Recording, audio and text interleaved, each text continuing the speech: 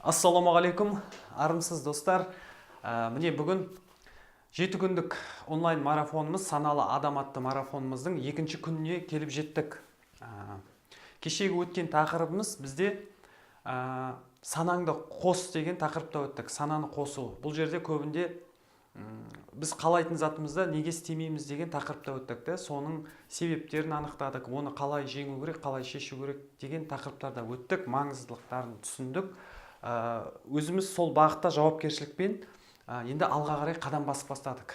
Біз айттық, бізде 5 маңызды бағыт бар. Соның ішінде мақсат қою, сезім басқару, жақсы қарым-қатынас ұстай білу, сосын табысты басқару және физикалық қуатты арттыру дедік. Міне басты 5 бағыт. Енді бүгінгі тақырып ол уақытты тиімді пайдалану, мақсат қою деген тақырыпта өтеміз. Мақсат жөнінде. Қазіргі таңда тайм менеджмент деп айтады. Тайм ағылшынша алғанда ол уақыт деген белгі. Менеджмент ол басқару. Тайм менеджмент деп айталады. Ол бағытты біз енді түсінікті болу үшін уақытты тиімді пайдалану деп айтайық.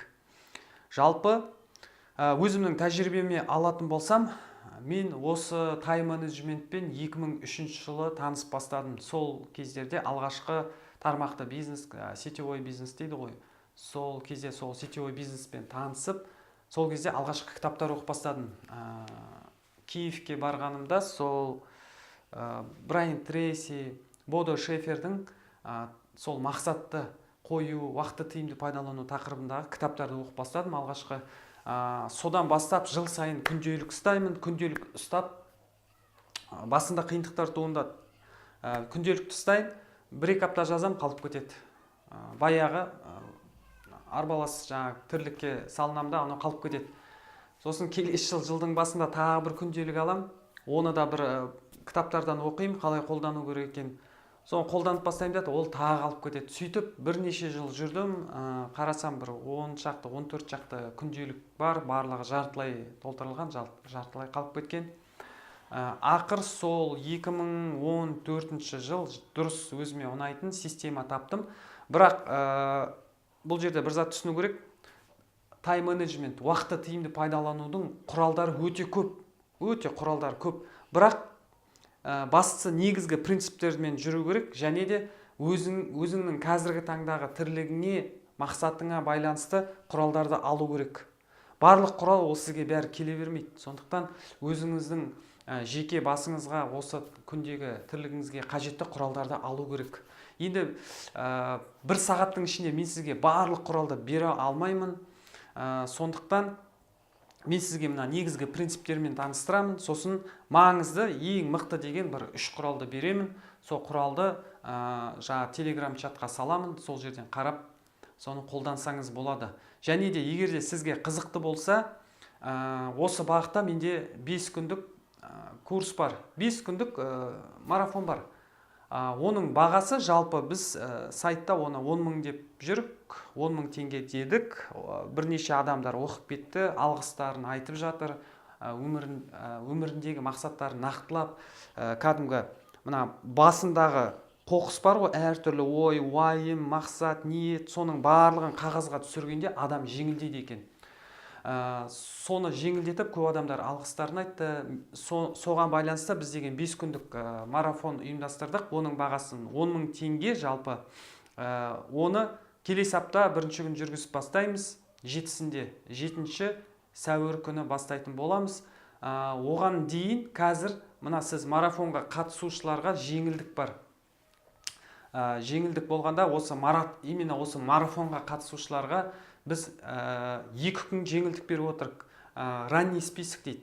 Алдын ала тіркелуге жеңілдік, 2 күнге жеңілдік береміз. Егер де сіз осы курсқа қатысамын, осы өмірімдегі маңызды бағыттарымды реттеймін, мақсаттарымды қойып, миымды жеңілдетемін, нәтижеге тезірек жетемін десеңіз, өмірімді қазірден қолға аламын десеңіз, сол мақсат қоюдың мықты, ең мықты кәдімгі көптеген құралдарын берем. Соның ішінен өзіңізге жекесін аласыңыз да, өзіңіздің нақты кәдімгі мақсатыңызды құрасыңыз. Бұл жерде 3 құрал кетеді.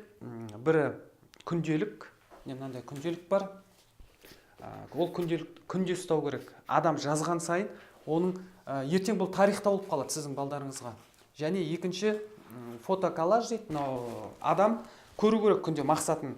Адам мақсатын күнде көрген сайын оның былай айтқанда мотивациясы өседі және соған күнде жетуге тырысады. Сосын істеген сайын мынаны біреуін істедім, екеуін істедім деп сызып жүреді да, өте керемет.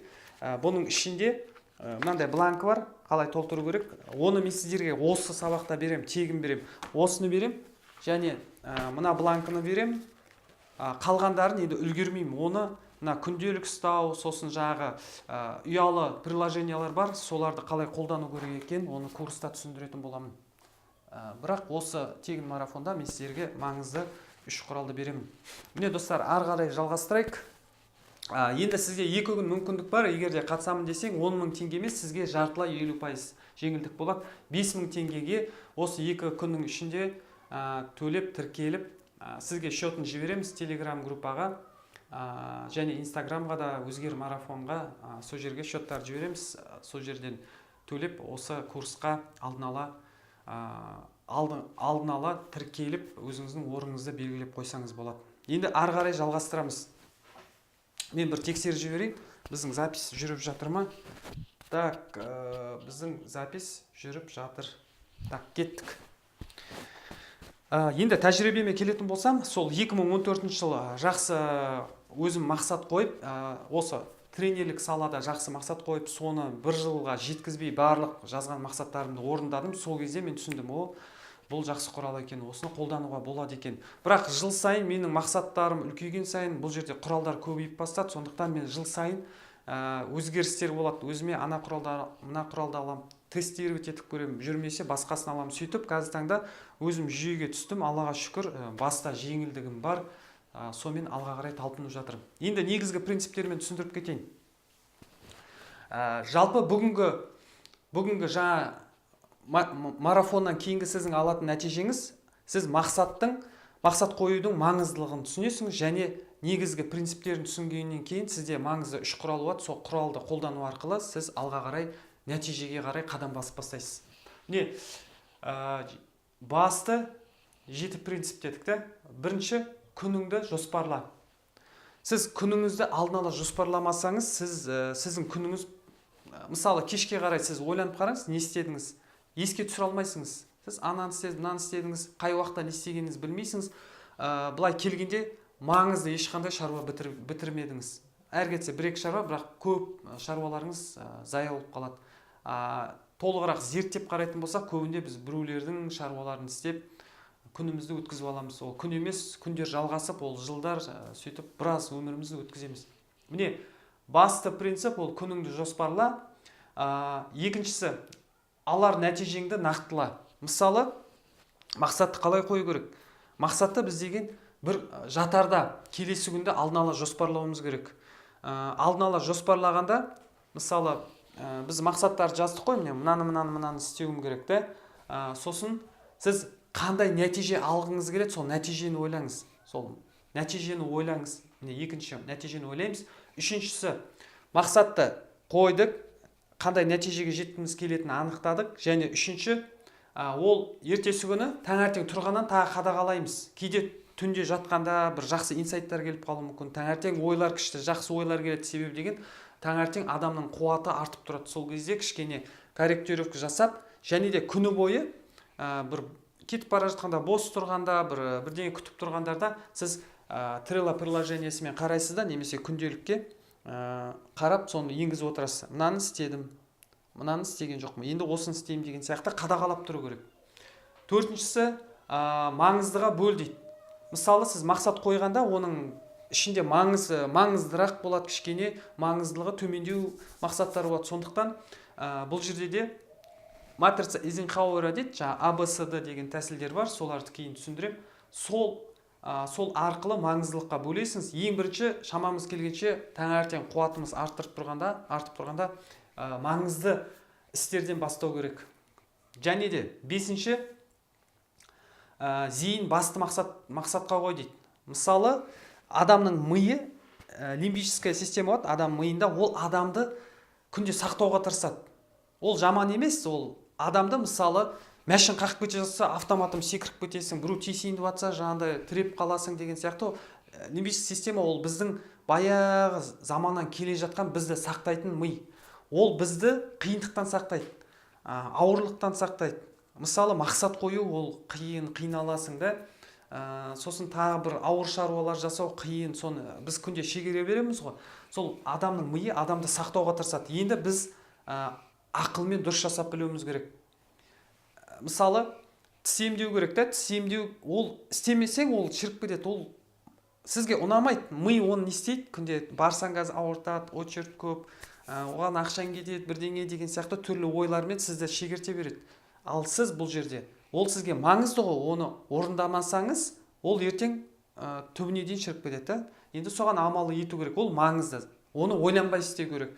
Сол үшін сіз маңыздылыққа бөлдіңіз ғой, мысалы бірінші таңертең тұрғаннан очередь сайлаймын, стоматологқа барып тіс емдеймін деп та, мысалы. Ондай маңызды заттарда көз жұмып барып тупо істеп тастау керек, болды. Сосын ұмытасың да. Ал андай көбінде ми не істейді? Таңертең тұрғанда маңыздыға бөлмесек, маңызда бөлгеннің өзінде сіз өзіңіз кішкене ерік жігерді қосу керек. Себебі маңызды таңертең тұрдыңыз, білесіңіз, маңызды затты істеу керек, бірақ не істейді? Ми сізді барда кішкене не қыл шеш, кофе ішіп ал қазір. Кофе ішкеннен кейін сотка ішіп отырып, баяғы класстастардың группасына кіріп кеттіңіз, ана туған күні ғой, соны ұйымдастырайық деп, келшеш, мен боспын қазір, бір жаққа барып қайтайық. Сөйтіп не істейсіз? Күніңіз қарайсыз, обедте келдіңіз, маңызды іске ол уақыт өтіп кетті, үлгермей қалдыңыз да. Сөйтіп шегере береміз.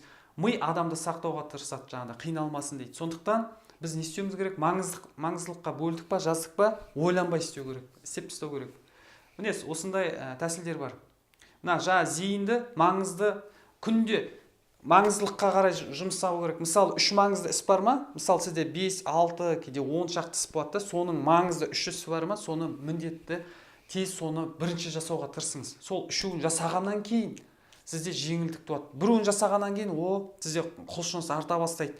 Сосын мынаны түртесіңіз, мынаны істедім деп адам ләззат алады, қуат алады. Содан кейін барып тағы екіншісіне кірісесіңіз, істейсіңіз, сіз соны бітіресіңіз, одан сайын қуат аласыңыз. Сосын ары қарай ана уақыттары ол өздігінен жайлап жасала береді, ол оңай жасалады. Ары қарай өз тәжірибеңізді сараптаңыз. Мына принциптарды қолданғаннан кейін сіз өзіңіздің мына қазіргі жоспарыңызға күнде сараптаңыз. Қайсысы дұрыс болып жатыр, қайсысы дұрыс болмай жатыр. Дұрыс болмаса тағы қандай құралдарды енгізуге болады деп өзіңіздің тайм-менеджмент құралдарын сараптап енгізіп тұрасыңдар. Бір құрал күнделікті ол болмайды. Арасында өзгертіп тұру керек. Сіздің бизнесіңіз өскен сайын сізде многозадачность болады, көп шаруалар болады да. Сондықтан делегирование деген болады. Делегирование деген бөлісу. Сіз бірдің шаңы шықпас дейді ғой, сіз командамен жасағасын, сіз шамаңыз келгенше істердің барлығын бөлісіп тұру керек адамдармен. Бұл жерде де үлкен ғылым, ол бөлісудің шарттары бар. Бірінші істейтін істі дұрыс жеткізе білу керек адамға деген сияқты. Оның барлығы жаңағы біздің ақылы курста өтесіңдер. Сосын демалысыңды жоспарла.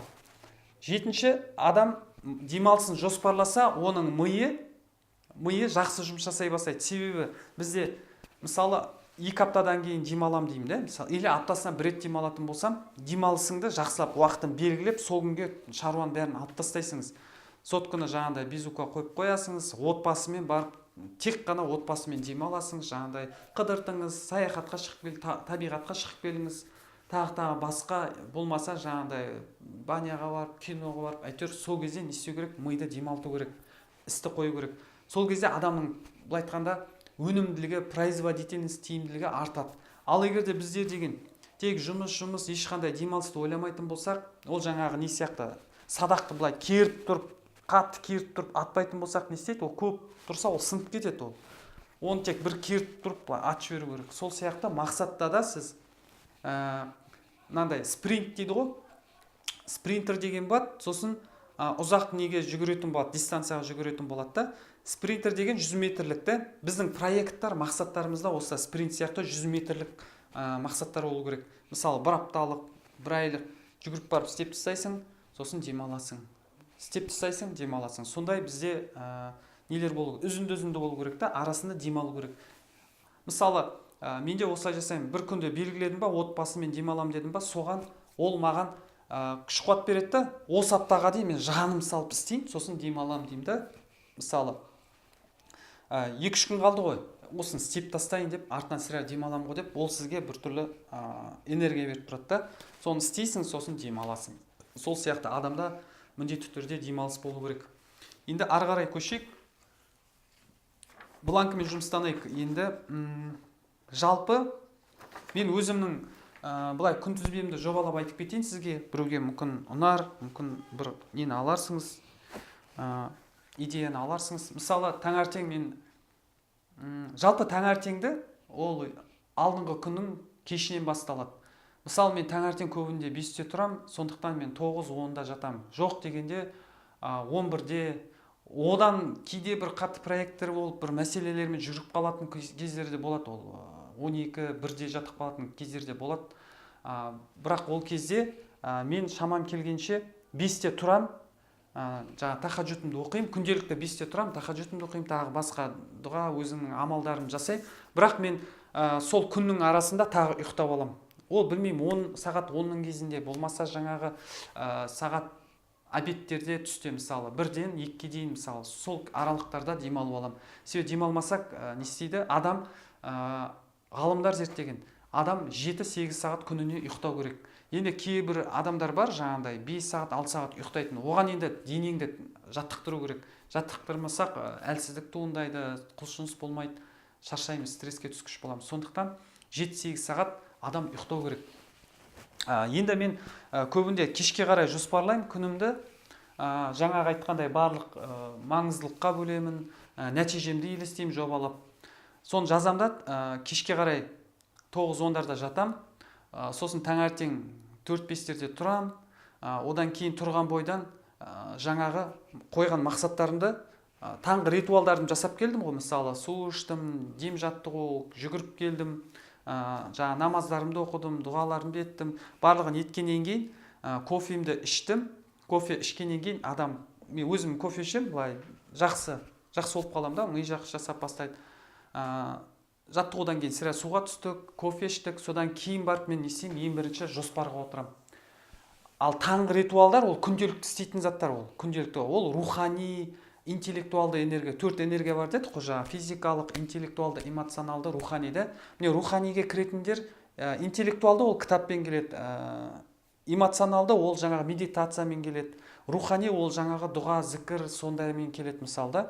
Сосын физикалық ол жаңа жаттығумен келді. Міне осы сәтті ойланбай таңертең бірінші істеп алам, қуат арты, позитив, жаңағы 3 тәсілі ол жаңағы біз не істедік? Бірінші шүкірлік айттық, одан кейін арманға саяхат жасадық, және оны бекіттік санаға сенім сөзбен. Соның барлығы күш қуатпен келдім, душ алдым, таңғы асымды іштім, кофемді іштім, келіп отырдым да, не істедім? Ең бірінші мына жоспарымды алам, күнделікке, сосын жаңағы ұялы телефонда Trello деген приложение бар. Оның алдында Wunderlist деген приложениемен жүрдім. Қазір Trello ыңғайлы, сол Trelloмен жүрмін. Сол жерде уже мынаны не істеймін? Бүгінгі күнді кеше жаздым ғой, соны тағы сараптап, жобалап, өзгертетін болса өзгертіп, болмаса сол қалыпта қалдырып, соған бірінші не деп тұр? Бірінші жаңағы маңызды істеріне видео түсу, тағы басқа кітап оқу, басқа амалдар бар ғой маңызды. Сол амалдарға кірісіп бастаймын, маңызды істерге. Біреуін жасадым, уах, керемет деймін. Себебі адам мақсатын орындағаннан кейін не істеу керек? Өзін қуанту керек, өзіңізді сыйлау керексіңдер. Мысалы, кратковременный нелер болады, жаңағыдай қуаныштар. Үлкен проект жасасаңыз, қыдырып келіңіз, шетелге қыдырып келіңіз, саяхатқа барыңыз, тағы басқа. Ал қысқа мерзімді жаңағыдай нәтижелер жасасаңыз, өзіңізді жаңағыдай не қылыңыз, қуантыңыз, қалай? Жылы сөз айтыңыз, керек болса жаңағыдай 15 минут тағы демалып алыңыз, мороженое жеңіз, білмеймін, жаңағы бананы жеңіз, смузи сок жасап алыңыз. Әйтеуір өзіңізге, мысалы, бір апталық проектті бітірсем, мен 5 мыңға массаж аламын деңіз да. Бір апталық проектіні бітіріп тастаң, сосын не істейсіңіз? 5 мың теңге массаж жасыңызға соғың, бүгін мен демалайын деп едім, сенбі күні демалам деп, жаңағыдай массаж алып алыңыз. Не сондай адам қиын, жаңағыдай адам мақсатты орындау, жаңағы нәтижеге шығу қиын ғой, көп біраз амалдар, бірақ оның ар жағында сіз қуаныш бар екенін сезінсеңіз, өзіңізді қуантып тұрсаңыз, ол сізде стимул болып кетеді. Білесіңіз, мынандай қиын амал істегеннен кейін сізде жақсы бір қуаныш бар екен. Себебі сіз өзіңізге қуаныш сыйлау керек. мейлі құттай амал болсын, құттай амалды істегеннен кейін де өзіңізді қуантыңыз. Бір жылы сөз айтасыңыз ба, білмеймін, әйтеуір жаңағыдай бананы, мороженое, алма, сок, ұйықтайсыңыз ба, бір өзіңізге ұнайтын музыка тыңдайсыңыз, кино қарайсыңыз ба. Онда да көпке беріліп кетпеу керек, бір 10-15 минут сөйтіп өзіңізді демалтып тұрасыңыздар. Сөйтіп адамның денесі соған үйреніп кетеді. Содан кейін не істедік? Мен күнімен жағы күнделікті қалтамда ұстай алмаймын ғой. Сондықтан күнделіктегі бар зат менің Trello приложениемда да бар. Сондықтан мен сыртта жүргенде көбінде Trello приложениемен не істеймін? Істелгендерді қысып аламын да, мына жаққа сделано, істелді деп барлығын орындаймын. Сосын оған ләззат аламын. Сосын кешке қарай міндетті түрде қорытындылау керек. Бұдан бөлек менде тағы бір үлкен мынандай журнал бар. Ол өмірлік журнал, ол ертең балдарыма қалатын. Бүгінгі инсайт, проблема, қандай проблемалар болды, қалай шештім, жалпы қазір таңда не ойлап жүрмін, соның барлығын бос уақытта жазған жақсы да, жазып ертең күнде ол балдарыңа да пайда береді да, әкем бүйткен екен ғой, сөйткен екен ғой деген сияқты, ол да бір пайдалы іс болып қалады. Міне, күнде мен не істеймін, күндіз соны қадағалап отырамын, не істедім, не істелмеді, барлығын өткізіп отырамын. Жаңағы айтқандай, мына жерде зейін басты мақсатта болу керек қой, соны басты мақсатқа қарай кетіп қалмауым керек, соны жасаймын. Не, адамда мақсат болғанда бір жақсысы, жаңа сыртқы, жаңағыда әркімнің шаруасы бар ғой. Мысалы, анаяққа барып қайтайық, мынаны істеп қайтайық, мынаны бүйтіп қайтайық дейтін істерді не істеймін? Ол маған өзіме қажет болмаса ол менің жаңағыдай жақсы досым, бір тығыз шаруада болмаса, былай дәм болсын шаруаларға мен бара бермеймін. Себебі менің өзімнің отбасым бар, қазіргі таңда жаңағыдай балдарым тәрбиесі бар, тағы басқа тірліктер өте көп қой. Соны істемесең болмайды. Біреудің шаруасымен жүрсек, көбінде біреудің шаруасымен жүреді екенбіз. Соны зерттеп қараңыз. Ол ертеңгі күнде оған күнде көмектесіп жүріп, бір көмектессің, бір көмектеспей қалыңыз, оның естесің, ол назарына қаласыз жаңағыдай. Сірә ұнамайсың адамға. Сондықтан бір тығыз шаруа болмаса, ауырып қалып, бірдеңе болып, сол кездерде көмектеспесең, былай шамалы кезде әркімге жалпақтап, әркімнің ісімен жүретін болсақ, өміріміз өтіп кетеді. Сондықтан жоқ деп айтуды да үйрену керек. Бұл да біздің программаларда бар, қалай жоқ деп айту керек, оның да технологиялары бар, оны қолдануға болады. Жақсы. Енді біз мына бланкыларға көшейік, түсіндіріп кетейін.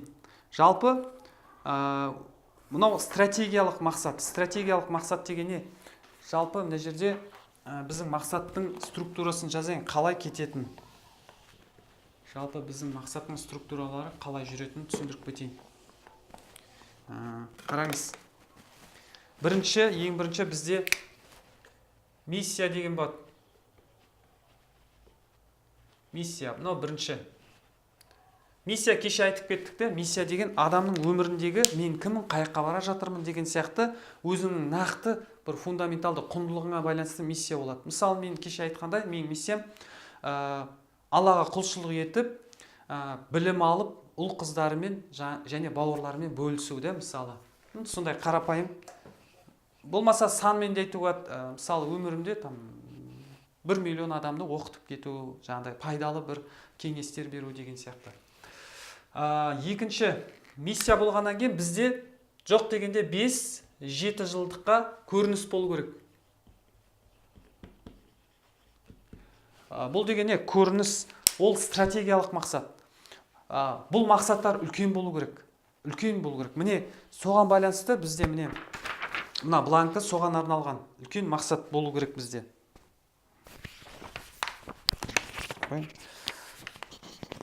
Не? Бұл жерде қараңыз. Мынау не үшін керек? Мынау жаңа біздің темір қазығымыз ғой, миссиямызды. Мынау соған апаратын үлкен пункттар, жолдағы тұратын остановкаларымыз. 5-7 жылдан кейін, мысалы, біз қандай боламыз, соны алдын ала елестететін болсақ, алдын ала жаңағы таңертең жүгіргенде арманға саяхат жасаймыз ғой, осығанда күнде барып тұру керек. Себебі сен баратын жеріңді білмесең, еш жаққа жетпейсің. Орыстың бір жазушысы айтып кеткен, атын ұмытып отырмын, бірақ ол орыс бұлай жақсы сөз айтып кетті. Ол қалай жазып еді? Так. Надо жить так, чтобы не было мучительно больно за бесцельно прожитой жизнь дейді. мағынасына келетін болсақ, ертеңгі күнде өкінбейтіндей қылып өмір сүру керек дейді да. Жаңағыдай мақсатсыз бос өткізген өміріңе өкініп қалмайтындай қылып өмір сүру керек дейді. Сондықтан бізде деген осындай стратегиялық мақсат болу керек. 5 жыл, мысалы мен қазір 40-тамын ба, 5 жылдан кейін 45-темін. Енді мен 45 жасымда жаным нені қалайды? 45 жасымда мен қандай болғым келеді? Мысалы рухани жақтан, жаңағы физикалық өзіңнің отбасы жағынан. Мысалы мен 45 жасымда өзімнің бір салмағым мынандай болса, денім барлығы сау болса деген сияқты да.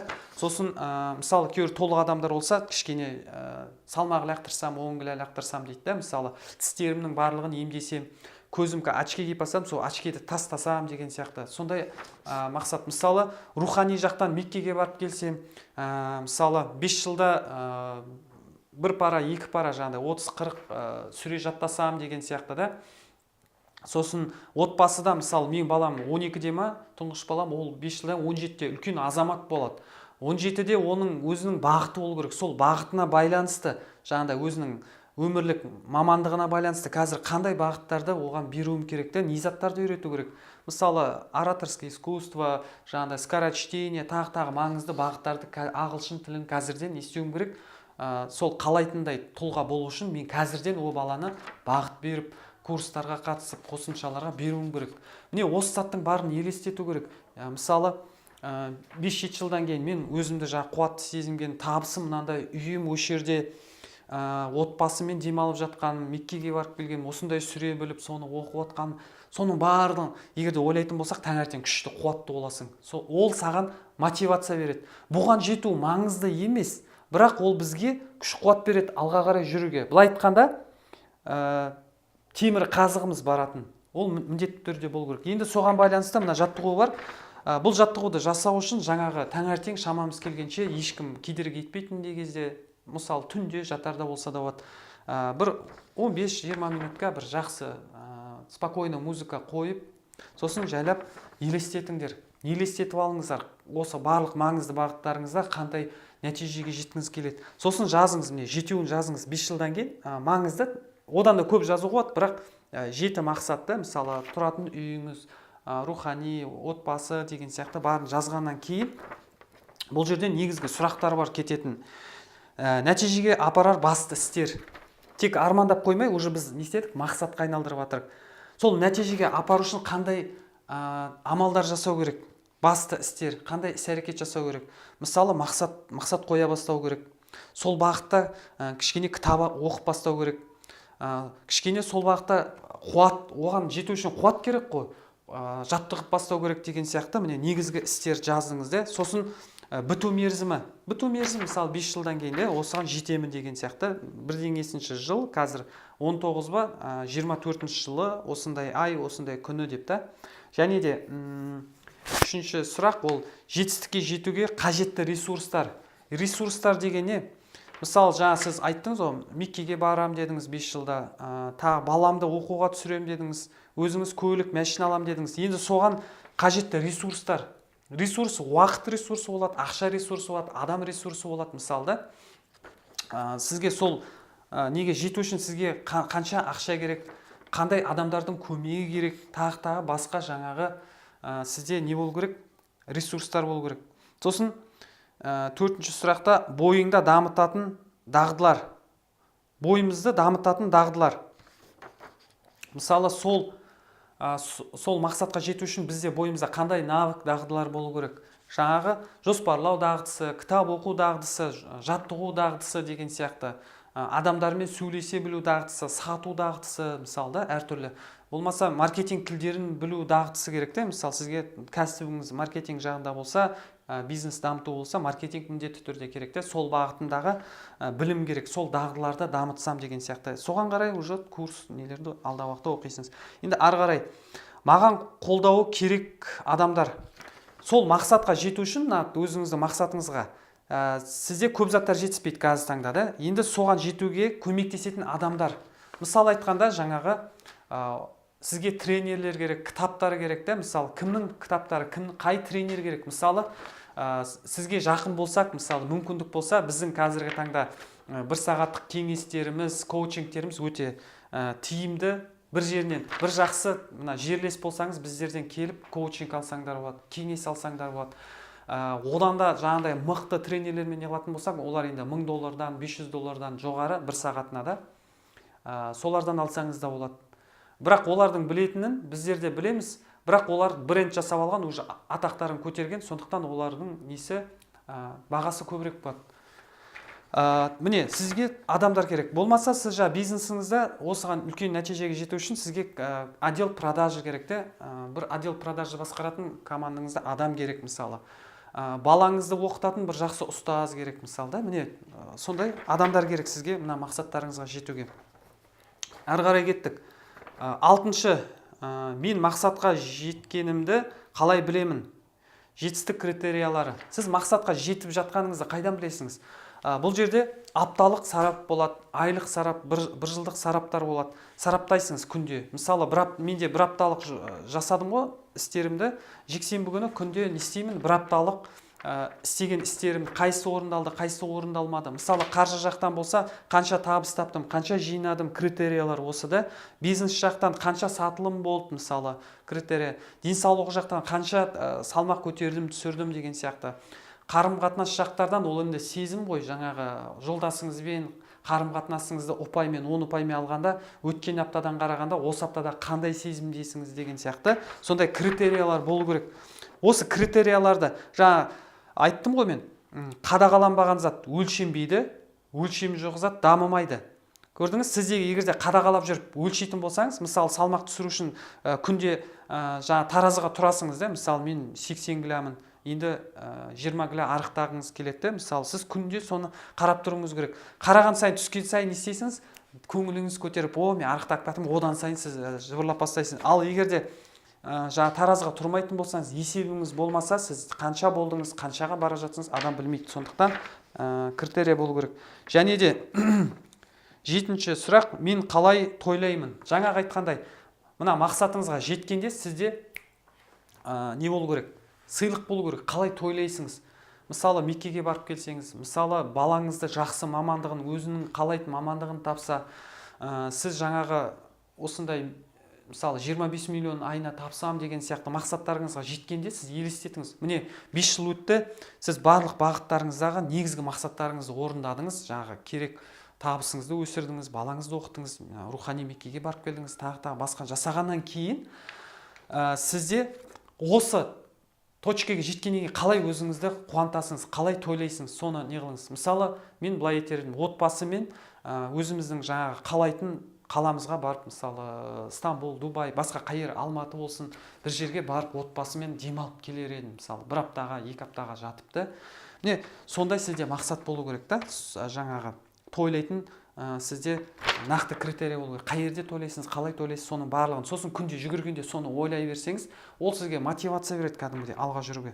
Сосын 8-ші, ол маған және келешегіме неге маңызды? Бұл сұрақта өте керемет, жаңа сізге мотивация беруге. Міне осы жаттығу жасағаннан кейін сізде деген кәдімгі сол сәтке ұмтыласыңыз да, осы сәттен желкене бастайсыңыз. Уже сіздің артыңызда от жанып бір мақсатқа істегіңіз келе бастайды да. Мысалы, мына сұрақта ол маған және келешегіме неге маңызды дегенді айтатын болсақ, уже жауабы да автоматом келіп тұр да. Неге маңызды? Сізге жаңағы мақсаттарға жетуге. Себебі сіз оны қалайсыңыз. Себебі сіз оған жетсеңіз, жаныңыз рахат табады да, өзіңізге көңіліңіз толады. Отбасыңыздың былай айтқанда хал жағдайы жақсарады да, мысалы. Оны сіз қалайсыңыз. Не жазыңыз, отбасымның бақыты болады, өзіме көңілім толады, бақытты бола бастаймын деген сияқты сондай заттар жазсаңыз, сізде кәдімгі стимул болады. Міне, осыны сіз стратегиялық жасадыңыз. Енді ары қарай кеттік. Екінші, мынау 2-3 енді. Үшіншісінде бізде бір жылдық басты мақсат болады. Бір жылдық басты мақсат. Бір жылдықтан кейін астына тізім жазсаңыз болады. 100 мақсат бір жылға да. Кішігірім мақсаттар, мысалы салмақ түсіру, мынандай кітап оқу, тағы не, осындай сүре жаттау, осындай бизнес құралдарын меңгеру деген сияқты жазға қарай бір жерге отбасымен саяхатқа шығып келу деген сияқты 100 мақсат жазыңыз. Соның ішінде бір басты мақсатты аласыңыз. Басты мақсат болу керек. Мысалы, менің басты мақсатым бір жылдан кейін бір орындасам көңілім не затқа толады. Ол 10 мың адамды оқыту менің мақсатым. Бір жылда 10 мың адам оқыту. 10 мың адамға оқытсам, біріншіден рухани өзім жақсы сезіне бастаймын, мақсатымның орындалғанын, және де 10 мың адамға жетуге мен біраз амалдар етуім керек. Отдел продаж, жаңағыдай өзімнің маркетингімді жүйелету, командамды ұлғайту, мысалы, одан бөлек табысың да өседі, әрине 10 мың адамды оқытқаннан кейін. Міне сондай бір басты мақсат болу керек. Және төртінші, енді бірден барлық мақсатқа кірісу мүмкін емес. Мына лупа сияқты, лупаны күнге алып, бір қағазға белгілі бір нүктесін алып келсек, кішкене уақыттан кейін не істейді, ол тесіліп өртеніп кетеді. Сол сияқты біздер деген мақсатты қойдық, 100 мақсатты, 100 мақсаттың бәрін ананы істеп, мынаны істесек шаршап қаламыз. Сондықтан бізде деген басты мақсатқа байланысты, басты мақсатты бірден жетпейсің ғой. Жаңа 10 мың адамды мен бір айда оқып тастай алмаймын ғой. Мынау басты мақсат. Енді сол басты мақсатқа апаратын тек қана екі проектін аласыңыз. Жоба дейміз, жоба. Екі жоба. Мысалы, сіз деген бір дүкен ашқыңыз келеді, болмаса не тағы? Бір бизнес дамытқыңыз келеді, сол басты сізде мақсат болады. Сол басты мақсатқа жеткізетін сізде қазіргі таңда осы сәтте істейтін ең бірінші екі жобадан бастайсыңыз. Екі жобаны істеп бастайсыңыз. Мысалы, менікі 10 мың адам оқыту болса, екі жобада онлайн марафондарды жүйелету, оған байланысты маркетингін жүйелету деген сияқты менде екі жоба бар да, міне. Екі жобаны мен күнде жасап жүремін, осыны бірге жасаймын. Және осы екі жоба жүйеленгеннен кейін не істеймін? Басқа жобаларды қоям. Басқа жоба, екі жоба қоям, қайттан соны істеймін, орындалды, одан кейін тағы басқа жоба қоям да, сөйтіп мен жайлап барып мақсатқа жетемін. Мысалы, пілді бірден жей алмаймыз да. Пілді жеу үшін біз бөліп турап аз-аздан қуырып жей берсек, оны бір жылда бітіреміз. Мынандай зерттеу болған екен, бір қытайлық азамат книга Гиннесовқа түсті. Қалай түсті ол? Мынандай үйінде бір станок болды. Бір велосипедті не істеді? Бір жылда бір велосипедті жеп тастады. Қарасақ, бір велосипед адам бас деймі, бір велосипед жей алмайсың, темір ғой, оны жей алмайсың. Ол не істеді? Жаңағы аппаратқа салып турады оны, құттай, ұнтақ қылып, күнде тамағына, шайына аз-аздан қосып, соны іше берді. Күнде видеомен соны түсіріп, не істеді? Ол книга Гиннесовқа түсті. Жаңағы велосипедті турап аз-аздан бір жылда 365 күнге бөлді, нормамен тамақтарына салып, бір жылда жеп бітірді. Сөйтіп книга Гиннесовқа түсті. Сол сияқты бізде де үлкен мақсатты не істеуіміз керек? Құттайға бөліп жету керек. Ал егерде бұл мақсаттар болмаса, ой, қайдан неге үй сатып алу, оған деген мынандай 7 миллион, 20 миллион ақша керек, оны жинау қиын, кредит ала салайын дейсің да, кредитке кіріп кетесің. Ал егерде нақты мақсаттарыңыз болса, жобаңыз болса, ол ондай заттарға бармайсыз, сізге жеңіл болады. Және бесінші кетек. Бесінші бізде екі жобадан кейін бізде мына жерде тізім деп айттық, оны қоспай қойайық. Жақсы, мына жерде бір айлық мақсат. Бір айлық мақсат қай жерден алады? Мына жерде бір жылдық 100 мақсатымыз бар ғой, мына жердегі. Басты мақсаттың астында айттық, бізде 100 мақсат болады. Сол 100 мақсаттың ішінен біз не істейміз? Бір айлық мақсатты аламыз. Мысалы, қазір сәуір айы басталды да, бізде осы 19 жылға бізде не бар? Мақсатымыз бар. Сол мақсатты осы айда, қай мақсаттарды осы айда мен орындауға үлгеремін. Мысалы, 20 мақсатты алдыңыз да, мысалы, соны келдіңіз да, мына жаққа енгіздіңіз осы айға. Сосын жайлап соны істеп бастаймын. Мысалы, осы айға енгіздік, енді осыдан кейін ары қарай не кетеді бізде? 6-шы қадамда бір апталық. Бір апталық мақсатта оны қай жерден аламыз? Оны бір айлық мақсаттан аламыз. Бір айлық жаздық қой, бір айлықты бір жылдықтан алдық. бір апталықта бір айлықтан алдық та. Осы апта 7 күн бар. Осы 7 күнде мен қандай мақсаттарды, осы бір айдағы мақсаттарымды орындай аламын. Соны алдыңызда, мысалы 7 мақсат алдыңыз ба, соны жаздыңыз, соны жайлап істеп бастайсыңыз. Және жетіншіде бір күндік мақсат. Бір күндік мақсат. Бір күндік мақсат ол бір апталықтан алынады. Қарайсаңыз, міне үлкен миссия, сіздің бағыт бағдарыңыз, мысалы 90 жасқа келгенде сіз қандай жағдайда болуыңыз келеді. 2 фабрика, балдардың барын, дұрыс өзінің бағыттары бар. Мысалы 7 балам, 96 шөберем, бірдеңе немерем, бірдеңе деп бәрін жалпы жазған жақсы миссияға. Содан 5-7 жылдық көрініс, содан кейін бар 1 жылдық мақсаттар, 2 жоба, 1 айлық мақсат, 1 апталық мақсат, 1 күндік мақсат. Міне, көрдіңіз, үлкеннен біз бөліп келдік та осы күнге келдік. Міне, осылай күнде жасайтын болсақ, біз не істейміз? Ақыр түбі осы мақсатымызға жетеміз. Міне, осылай жұмыстану керек. Енді осыны біздің жаңағы курста өтетін боламыз. 1 сағаттың ішінде мен сізге барлығын беріп үлгермеймін. Тағы да екінші құралмен таныстырып кетейін енді. Екінші құралмен таныстырайын. Бұны да сізге беремін. Жалпы фотоколлажды өзіңіз жасап алсаңыз болады. Мысалы, мен 2019 жылғы мақсаттарым дедім да, негізгі мақсаттарымда несе алатын көлігім, секіретін парашютым, балдарымның медресесі, барлығын осы бір бетке қойдым. Ол күнде көз алдымда тұрғасын, ол маған мотивация береді. Ары қарай кеттік. Бұл жерде мынандай бланкі болады. Мына бланкі бар. Өте керемет бланкі. Бұл жерде осылай жасаймыз. Мынаны күнделікке жазу керек. Және треллаға өткіземіз. Одан бөлек мынау бізде күнде алдымызда болғаны жақсы. Бұл да бір стимулятор. Бұны да құралдарды көп дедім ғой, сол құралдардың бірі мынау. Бұл жерде былай.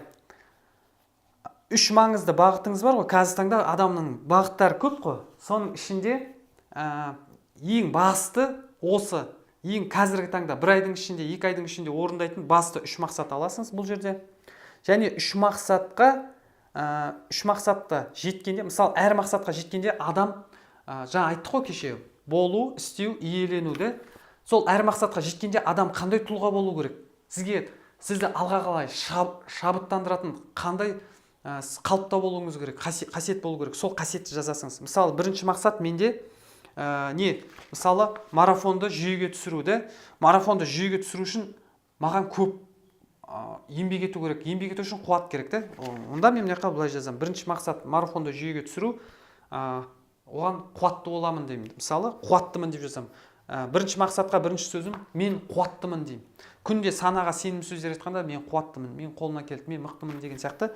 Мен қуаттымын деген негізгі сөзді айтам. Ол мен жаңа қуаттымын дегенім адам бойы түзеледі да, өзіңді істейсің, бойың түзеп, соған қарай жылжайсың. Және де екінші сөз, екінші мақсатқа. Мысалы, екінші мақсат, бір мақсатыңызды жазасыңыз. Сол мақсатқа, мысалы, ол рухани жағы болсын, жақсы. Мен имандым. Мысалы, екінші маңызды мақсат, бір айда, мысалы, мен 4 сүре жаттауым керек деп қояйық та. Мысалы, 4 сүре жаттаймын. 4 сүре жаттау үшін адамға не керек? Имандылық керек та. Имандылық. Сен иманды болсаң, сен соған күнде амал етесің да. Мысалы, екінші мақсатқа мен имандымын деймін да. Күнде мен имандымын деп айта бересің. Және соған бойың түзеп амал етесің. Және үшінші сөзде, мысалы, қандай не мақсат бар? Қалаған бір мақсатыңыз жазасың, сол мақсатқа жету үшін бойыңызға қандай сөз керек? Мысалы, табандылық керек болады да. Көбінде мен табандымын деп көбінде айтасыңыз. Міне 3 мақсат жаздық. Енді 3 мақсатқа, әр мақсатқа жеткенде қандай бойымызда қасиет болу керек, соны жаздық. Және де енді 3 мақсатты былай тізіп жаздық қой. Астына мен 3 қандаймын. Және де мына жерде тағы да 3 бөлікке бөлдік та, әр мақсаттың астына 5 пункт тастап кеттік. Әр пунктке, мысалы, бірінші мақсатқа жету үшін амалдар жаза бастаймыз. Мынау амалдар, 5 амал. Бірінші мақсатқа бүгін істейтін амалдар жазасыңыз.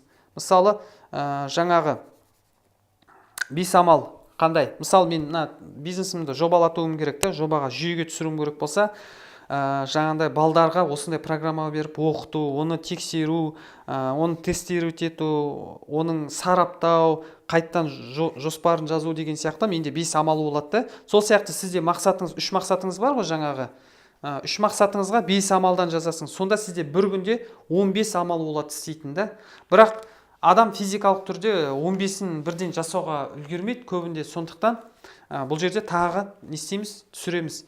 Осы 3 мақсаттан 15 амалдан бүгін істей алатын 5 амалды аламыз. 5 амалды аламыз да. Мына теріп аламыз. Мысалы, мынадан мынаны, мына жерде мынаны, мына жерде мынаны. Соны алып бүгін істейтін 5 амал жазасыңыз да. Сосын әр амалды орындағанда өзіңізді қалай қуантасыңыз, соны да жазыңыз. Оны мына жерге жазсаңыз болады. Әр амалды істесеңіз қалай қуантасыңыз. Жаңағындай, білмеймін, тұзды суға, ваннаға жатам, білмеймін, тағы не, 15 минут ұйықтап алам, мороженое жеймін, бірдеңе деген сияқты өзіңізді қуантуыңыз керек. Міне осы графикте жалпы айтқанда 2 есе нәтиже жасағыңыз келсе, осыны жасау керек. Әңгіме мақсатта емес, әңгіме амалда. Мақсат жазып қойып амал етпесеңіз болмайды. Ал енді мына таблица, жалпы мына бланка, ол сізге амал етуге арналған. Күнде осыны, мысалы, бір жылда 365 күн бар ма, осындай 365-ін шығарып алып, күнде осыған амал ететін болсаңыз, осы тупо 3 мақсат маңызды қазір істейтін, соған байланысты 5 амалдан 15 амал, 15 амалдан 5 амал істейсіңіз және қуантасыңыз. Болды. Бұл стимулятор сізге алға қарай жүруге көмектеседі. Міне осы бланкымен де сізбен бөлісетін боламын. Осымен достар, осы сабақты аяқтайтын шығармыз. Одан бөлек үшінші тағы сізге бір тапсырма беріледі. Бұл жерде кішкене сіздің айтқанда жауапкершілігіңізді арттыру үшін және мотивация алу үшін тағы сізде тапсырма бар. Міне осы 2 бланка жаңағы тапсырма, және де мақсат қоюда кішкене санаңызды өзгерту үшін время атты кино қарайсыңыз. Время атты киноны берем, соны қарайсыңыз, сілтемесі бар. Осы жаттығуларды орындап, қандай сезімдесіңіз, қандай пайда алдыңыз, инсайт, алғыстарың болып жатса, кешегі хэштег өзгер академия марафонға жазыңыз, және де Instagram өзгер марафон инстаграмындағы бүгінгі күннің тақырыбынан істейміз, жазамыз алғыстарымызды, пікірлерімізді, және де сіздің айналаңызда таныс достарыңыз болса, айтып жүріңіз, осындай тегін марафон болып жатыр, қатыссын деп. Сосын достар, жаңа айтып кеткен жеңілдік 2 күн жүреді тек. Екінші, үшінші күні жүреді, 4-ші күні баға 7000 теңгеге көтеріледі. Ал ең соңында келетіндерге 10.000 теңге болады. Сондықтан мүмкіндікті жіберіп алмаңыз. Осы марафонда қатысушыларға біз жеңілдік жасап жатырық. 5000 теңгемен қазір тіркелсеңіз болады. Сізде 2 күн бар. 2 күнде жаңа айтқан барлық құралдардың толық, сізге барлық құралдарды береміз. Сол құралдарды қолдану арқылы сіз айтқанда нәтижеңіз 10 есе, 20 есе артады. Осымен достар, аяқтаймыз. Мына білімді алып, өміріңізде қолдануға, үлкен нәтижелерге жетуге Алла нәсіп етсін. Келесі сабақта кездескенше.